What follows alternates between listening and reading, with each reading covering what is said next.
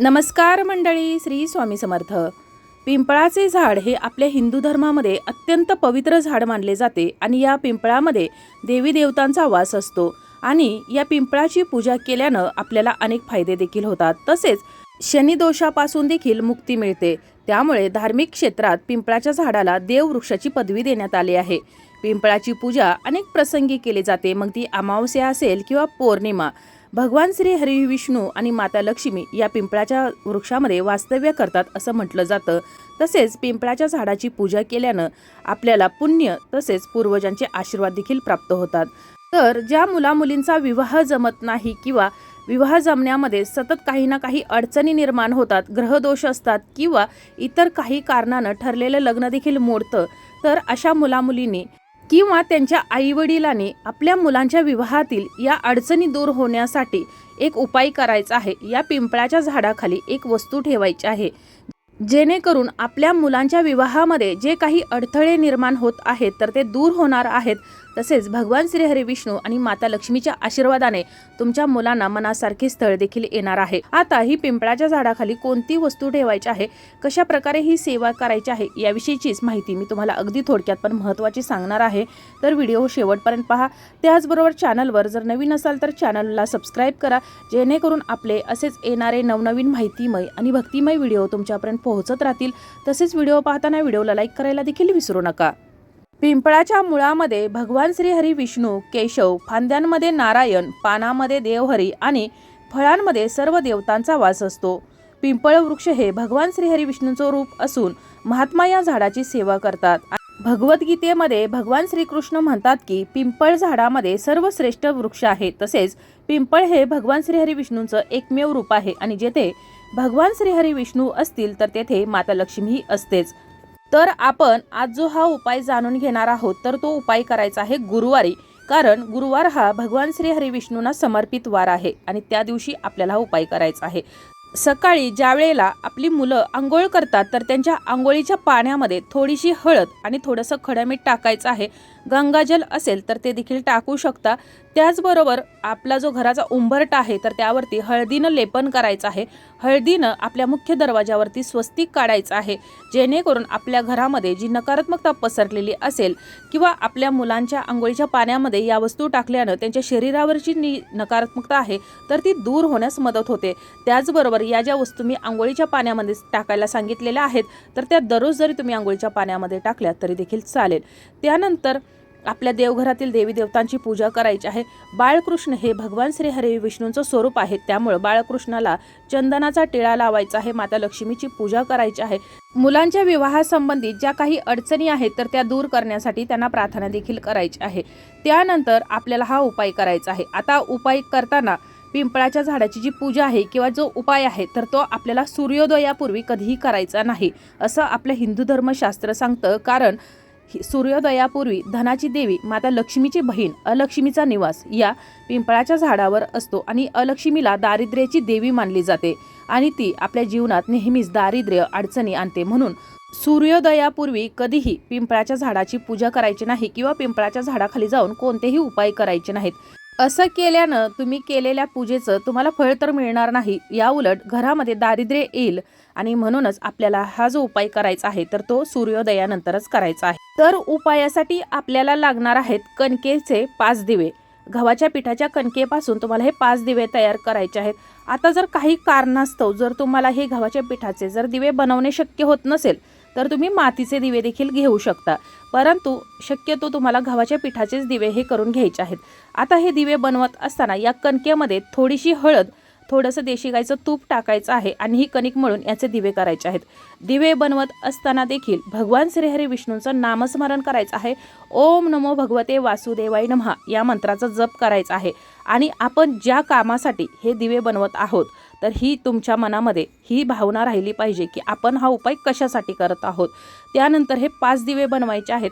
यातील एक दिवा घ्यायचा आहे आणि तो दिवा घेऊन आपल्याला पिंपळाच्या झाडाखाली जायचं आहे. आता नुसता दिवा घेऊन जायचं नाही, तर पिवळ्या केलेल्या एक मूठभर अखंड अक्षदा लागणार आहेत. पिवळ्या रंगाची फुलं, पिवळ्या रंगाची मिठाई असेल तर, किंवा कोणताही नैवेद्य पिवळ्या रंगामध्ये, कारण भगवान श्री हरी विष्णूंना पिवळा रंग हा अतिशय प्रिय आहे आणि त्यामुळे भगवान श्री हरी विष्णूंची पूजा करताना पिवळ्या रंगाचा वापर जास्त करावा.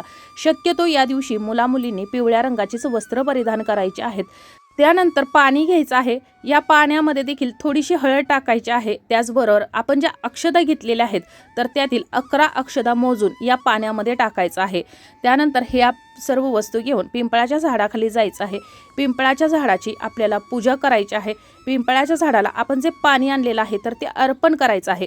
पाणी अर्पण केल्यानंतर त्यातील सर्व पाणी ओतायचं नाही, तर थोडंसं पाणी वाचवून ठेवायचं आहे. त्यानंतर या पिंपळाच्या झाडाच्या मुळाशी आपल्याला आणलेला जो दिवा आहे तर तो प्रज्वलित करायचा आहे. आता तो दिवा कसा प्रज्वलित करायचा आहे, तर पिंपळाच्या झाडाखाली जी माती असते तर ती माती तुम्हाला थोडीशी उकरायची आहे. आता सर्वप्रथम तर आपल्याला या ठिकाणी बसून पिंपळाच्या झाडाची पूजा करायची आहे. ओम नमो भगवते वासुदेवाय नमः या मंत्राचा 108 वेळा जप करायचा आहे. त्यानंतर माता लक्ष्मीचं नामस्मरण करायचं आहे. ओम श्री महालक्ष्मी नमो नमः या मंत्राचा जप करायचा आहे, किंवा इतर कोणताही तुम्हाला माता लक्ष्मीचा मंत्र जप येत असेल तर तो करायचा आहे. त्यानंतरच या पूजेला सुरुवात करायची आहे. पाणी अर्पण केल्यानंतर आपल्याला हा दिवा प्रज्वलित करायचा आहे. तर दिवा प्रज्वलित करण्यापूर्वी या पिंपळाच्या झाडाखालची जी माती आहे तर ती थोडीशी तुम्हाला उकरायची आहे आणि आपण ज्या अक्षदा आणलेल्या आहेत मूठभर त्यातील थोड्याशा अक्षदा या मातीमध्ये तुम्हाला घालायच्या आहेत, म्हणजे पुरायच्या आहेत. आणि ज्या ठिकाणी तुम्ही या अक्षदा पुरलेल्या आहेत तर त्याच्यावरतीच तुम्ही हा जो दिवा कणकेचा केलेला आहे तर तो दिवा प्रज्वलित करायचा आहे. आता हा जो दिवा आहे तर तो प्रज्वलित करताना यामध्ये तुम्हाला मोहरीचं तेल घालायचं आहे.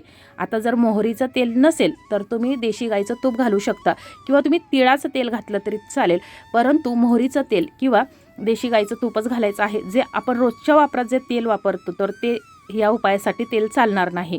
त्यानंतर या ज्या अक्षदा आपण मातीत पुरलेल्या आहेत तर त्यावरती तुम्हाला हा दिवा प्रज्वलित करायचा आहे आणि त्या ठिकाणी बसून तुम्हाला भगवान श्री हरी विष्णूंना, माता लक्ष्मीला तुमच्या मुलांच्या विवाहासंबंधी जी काही अडचण असेल, समस्या असेल तर ती बोलून दाखवायची आहे. या पिंपळाच्या झाडाला 11 प्रदक्षिणा घालायच्या आहेत आणि तुम्हाला ही सेवा करायची आहे.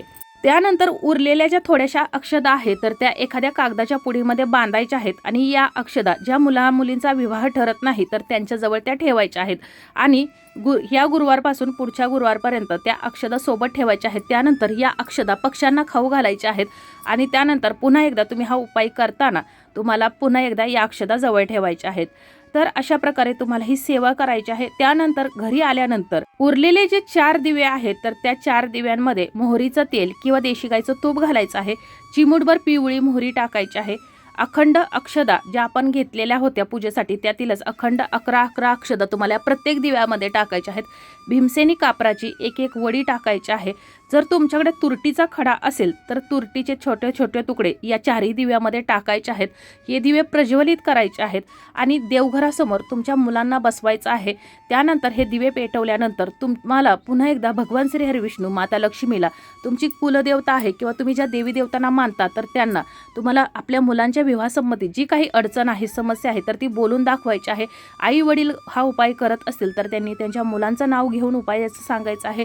जर मुलं हा उपाय करत असतील तर त्यांनी आपल्या विवाहासंबंधित अडचणी सांगायच्या आहेत. आता जर मुलं उपाय करत असतील तर त्यांच्या कुटुंबातील कोणत्याही व्यक्तीने या ज्या 4 दिवे आहेत तर या 4 दिव्यांनी आपल्या या मुलांना ओवाळायचं आहे.